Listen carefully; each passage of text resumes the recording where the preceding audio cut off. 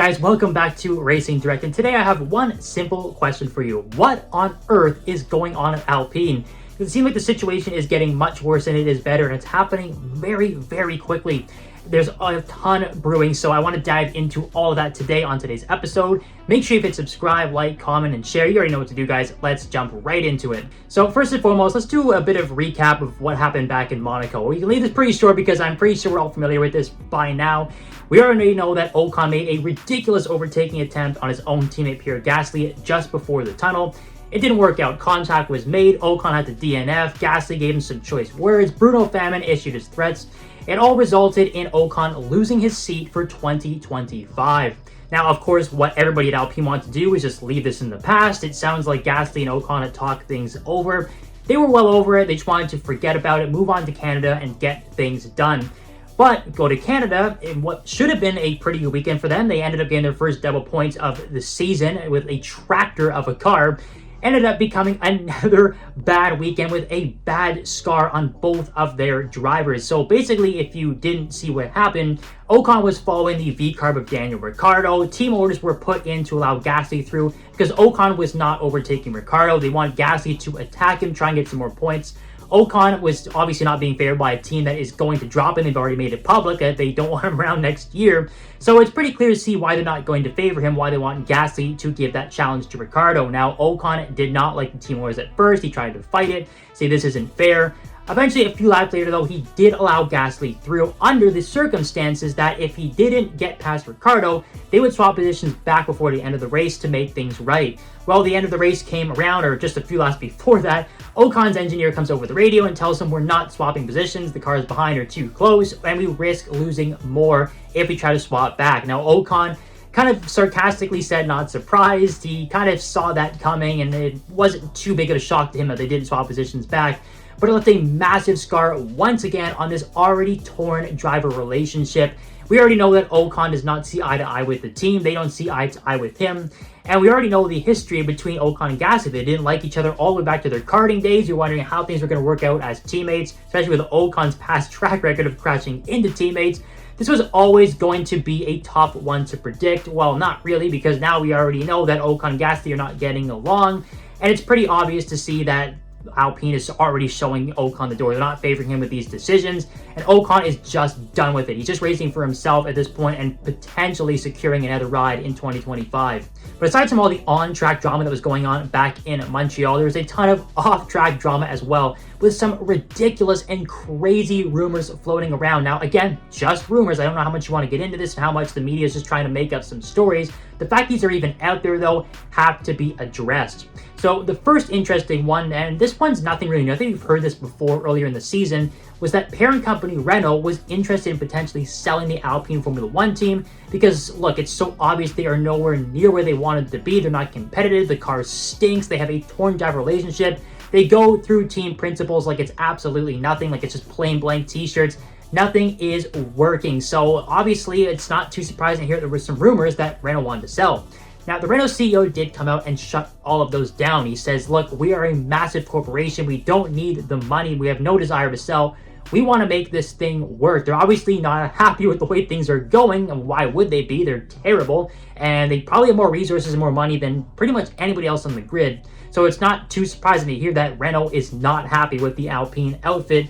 But it doesn't sound like they are too interested in selling. Now, the other interesting rumor, and one that really caught me off guard, was the fact that Alpine was potentially considering dropping parent company Renault as an engine manufacturer and just shifting towards being a customer team. So whether it be buying a Mercedes or Ferrari engine, or maybe even Audi when they join the grid in 2026 with their powertrain. That was another alarming claim, though, and another crazy rumor, because I don't even know if Renault would allow something like this to happen, to have their own team drop them as an engine manufacturer. It's just crazy to think about. And honestly, switching engines, that only cures one problem. We know, obviously, the powertrains have not been good for the past few years from Renault, but now we see that the chassis and the aero, pretty much everything with this car stinks. So just changing the engine is not really going to solve too much. They've got to rebuild everything. They've got to tear it down and basically start over again. Much like how a professional sports team would go through a rebuilding phase, sell off assets, and try to just start from scratch and build a better team. That's pretty much the situation they're in right now. So what is actually going to get fixed? Well, if you look at the driver lineup and the relationship between Gasly and Ocon, there's no point in them fixing that. They know this season is basically a throwaway. Ocon is leaving. They already know that Gasly and Ocon are not really the best of friends. I don't think Alpine has any real reason to fix that. And they don't have any interest in doing that anyway. That's very far down their priority list. And plus, we pretty much already know who's going to replace Ocon next season. Unless there's a big shock surprise, more than likely going to be Jack Doohan. He already got a shot at FP1 in Canada just a week after they announced that Ocon was leaving the team. So pretty obvious they're already grooming his replacement. Aside from the driver lineup though, they've really got to figure things out internally with their upper management, their CEOs, their team principals. I mean, look, it's just not healthy for any company in any situation to go through this many leaders. They sort of blamed a lot of stuff on Otmar Safnauer, said he was the problem. They get rid of him. They get even worse. Laurent Rossi, the CEO, he's long gone. Cyril Abiteboul, even before that, he basically got thrown into the dumps. They didn't really give him a lot of freedom. He got thrown under the bus many, many times. Now he's doing a pretty decent job with Hyundai and WRC, so I don't think Cyril was the problem there. You gotta remember, they also had four-time world champion Alain Prost as a special advisor. They basically told him to take a hike. Like, you just cannot treat legends of the sport like that. And it's reasons like this why Alpine are doing so terribly. So a lot of this stinks from the top down to the bottom, and they've got to find a way to figure out those management issues and start over from scratch. I mean, look, we didn't even get into the fact that Oscar Piastri dropped a bombshell on them when he came up through the junior ranks, looking like he was going to be their next future star. And then when they announced him prematurely, apparently Piastri said, no thank you, I'm not sticking here, I'm going to McLaren. Obviously, we know that decision paid off tremendously for Piastri. And even though it caught people off guard, taken by surprise, and people accused Piastri of not being loyal, well, it's pretty obvious to see why he wanted out of that toxic environment now.